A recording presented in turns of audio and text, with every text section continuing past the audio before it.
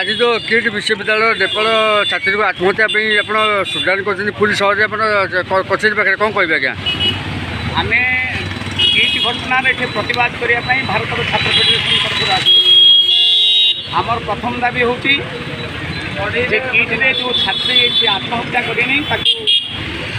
हत्या कर एक व्यवस्था कराई आम कहूँ विचार मानने व्यवस्थागत तार हूँ मृत्यु तार एक विचार विभाग तदंत करा न्याय मिले। सर किट कॉलेज विषय कौन कह आज्ञा द्वितीय कथा कहूँ